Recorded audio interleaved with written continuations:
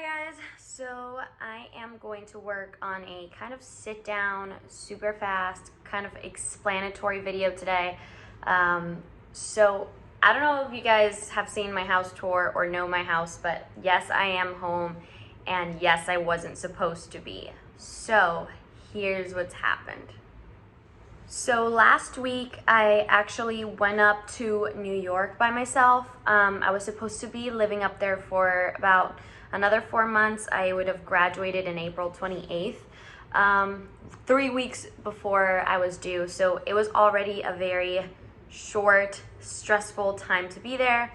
Being up there would have been to finish my degree at CIA, which I still plan on doing, but due to different situations, I have decided to come back down and withdraw from this semester and start back up with school at a later date. I'm not sure when that will happen. I don't know when that availability will come or that opportunity, but I am trying my best to not be stressed or not think about it too much and just know that I'll be able to complete it one day and that right now I'm making the best decision for my family. So I went up to New York. I had classes for about a week. I was working. Saturday night was a pretty busy night. We were just running around in the kitchen, you know, it gets busy, you run around, that's how it is. So the next morning I go into work. Through that night, I had a little bit of bleeding. And obviously bleeding during pregnancy isn't exactly what you want to see or the most comforting feeling. So I bled through the night a little bit and I was like, okay, it's fine. Like, don't get stressed about it. Like, I've read about spotting or like a little bit of bleeding during pregnancy before and it doesn't mean anything. Well, once I got to work, I was exhibiting a lot of chest pain. I had been feeling chest pain for the previous few days. I had been smelling blood and I just couldn't see any until that one night. And that morning I went to use the restroom right after I clocked in, and again, there was blood. And basically, I started panicking. The chest pain was only getting worse. I felt like I was having a heart attack. I don't know exactly all the feelings or anything, but I had really bad chest pain. And my baby, I thought, was dying. I thought I was losing him. I was bleeding and it was just not comforting at all. I started panicking. I got really dizzy and I fell. I ended up going back to the back of the restaurant to kind of like sit down on the floor. It was extremely cold, but I just needed air. I just felt like I couldn't breathe. Like, I was coughing, but nothing related to COVID, and thankfully, but it was one of the scariest days of my life. They actually had to call the ambulance to take me to the hospital. It was quite an eventful day. I did not wake up and think that was going to happen. I didn't leave here thinking that was going to happen. That was just unforeseen, completely just out of the blue situation. So I guess all the stress and anxiety from being up there, not really wanting to be up there. I miss Jesse. I miss being home. I was really stressed with the pregnancy. It's been really painful and really high risk so far. And I kind of pushed myself a little too much to kind of finish school because it's always something that I've always wanted to do. But having a family is way more and more important to me, like hands down. And risking my life and the life of my baby is definitely not worth it. So I had to make that day was a wake-up call. I had to make a decision, and I made the decision to withdraw from school and come down and to not be putting myself through so much stress that I didn't want to be in anyway. Being up there was just so many unknowns. I didn't know where I was going to have the baby because being so close to my term, babies can come out at any time.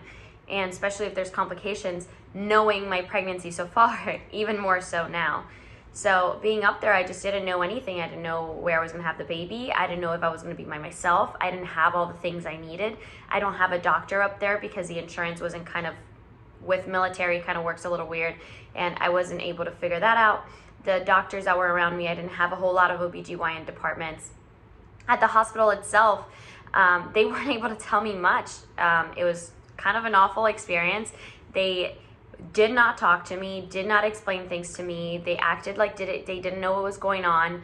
They like checked for a fetal heartbeat and stuff, and that's basically the only thing they were able to tell me. They said, okay, there's a heartbeat, like he may be okay, but we can't tell you much because we don't have an OBGYN department. I was like, are you kidding me? Like, what the heck? But they didn't want to transfer me to the nearest hospital. They wanted to transfer me to a hospital that was about an hour and a half, 2 hours away, which would be another ambulance ride, and I didn't think that was the right decision. So as soon as I could, I was able to make it down, and I drove down by myself here to Georgia, and that was hard. Being pregnant, sick, and driving through the night was not exactly comforting. But knowing that I was going to get home and I was going to be able to see my own doctor and I was going to get some answers as to what was going on, that's what I did. So I have gone to the doctor now. Baby seems okay. He seems perfectly fine. He's moving around great. So the bleeding must have been caused by bumping into somebody else. You know, that happens in a kitchen, fast moving. I just didn't notice because we were so busy. And I guess being bumped and then the fall just caused some of the bleeding, but it wasn't anything like really terrible, or the baby is fine, like he's okay. The chest pain with me is still there. I still don't know why, but the doctors are giving me some medication and we're kind of giving it a week, and next week I will go back and get checked again. If the pain isn't alleviated by any of the medications or the steps we're taking, then I will be referred to a heart specialist. That to me is really spooky, but I am trying my best to not get stressed, which is the hardest thing. Like, trying to not be stressed is stressful. But I'm happy I'm here. I'm with my dog, my husband, and in my house, and I know my baby's okay, and I know I made the right decision. So hopefully in the next few months I'll be able to get back into YouTube and filming more videos and taking time to do things that make me happy, because life is really short and you never know what can happen, and it can completely change in a matter of seconds. And I've really understood and learned that this week. So yeah, that's my spiel. That's what's been going on. It's been really scary. It's been really hard. It was a awful week. There's no way to downplay that. It was an awful week. I didn't think I was gonna survive it, quite literally, but I did, and I'm here and I'm good, and I think God always has a plan, and I'm grateful I went up there and I tried to be up there. I tried to do all the things with school. I tried to finish, but that was just not what I needed to be doing at the moment.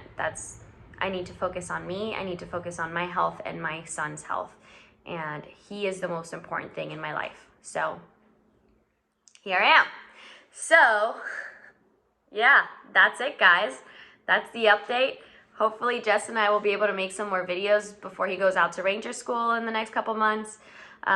Hopefully I'm able to make more TikToks and upload more stuff to Instagram and just kind of focus on my social media and my content pages, as well as making a plan for myself in the future and reflecting on what I want to do. And I want to go back to my goals, write them down, and do something about it. So thank you guys for watching. Thank you guys for listening. Thank you so much for all the support from my friends and family. I really appreciate it, and I wouldn't have been able to do it without you. So thank you so much. See you next time.